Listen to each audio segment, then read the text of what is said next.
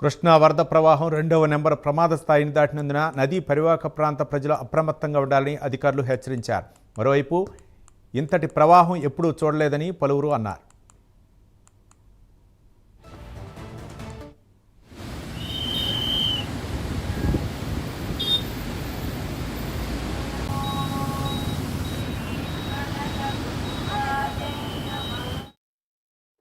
నా పేరు జగదీష్ అండి. ఎన్నడూ లేని రీతిలో ఇప్పుడు గతంలో వచ్చిన వరద వల్ల మళ్ళీ వరద వస్తుందేమో జనాలందరూ భయప్రాంతంలో ఉన్నారు. కానీ భయప్రాంతంలో ఉండకుండా ప్రభుత్వం కానీ మన కలెక్టర్ గారు కానీ పోలీస్ శాఖ కానీ ఆ తీరు అనేది జాగ్రత్తగా చూసుకోవడం జరుగుతుంది. వరద రాదు కాబట్టి అనేది చెప్తున్నారు ప్రతిదీ. కానీ జనాలు మటుకు భయప్రాంతంలో ఉన్నారు. వాటర్ మట్టి చాలా ఫ్లోటింగ్ వస్తుంది. రావడం మటుకు పైనుండి గేట్ల దాకా కూడా నీళ్ళు వచ్చేసినాయి. చాలా ఇదిగా ఉంటుంది. ఎన్నడూ లేని రీతిలో ఈసారి చాలా బాగా ఉందండి. వాటర్ ఫ్లో కానీ అంతా ప్రజలందరూ కూడా మళ్ళీ పోయిన సంవత్సరం లాగా వరదలు వస్తాయని బాధపడుతున్నారు.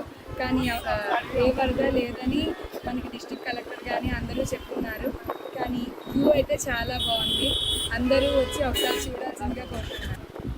నా పేరు అబ్దుల్ సత్తార్. ఇప్పుడు ఇటువైపు నుంచి వెళ్తుంటే చూశాను, చాలా విపరీతంగా ఎక్కువ వాటర్ అనేది గేట్ల పై నుంచి వచ్చేస్తుంది. కాకపోతే ఇక్కడ అందరూ కొంచెం జాగ్రత్తలు అనేది బాగా తీసుకుంటున్నారు. మన వాళ్ళు పోలీసులు కానీ విద్యుత్ శాఖ మంత్రి అందరూ ఇలాగే జాగ్రత్తలు తీసుకుంటే మనకి కూడా బాగుంది. అక్కడ చూసినట్టయితే అక్కడ చూడండి, అక్కడ నుంచి పంపించేస్తున్నారు పోలీసులు ఎక్కువసేపు నుంచోబెట్టుకున్నారు. ఇక్కడ ట్రాఫిక్ కూడా ఎంత ముందుగా కొంచెం ఎక్కువ ఉన్నట్టుంది. పోలీసులు కూడా కంట్రోల్ చేస్తున్నారు, చూసుకుంటున్నారు.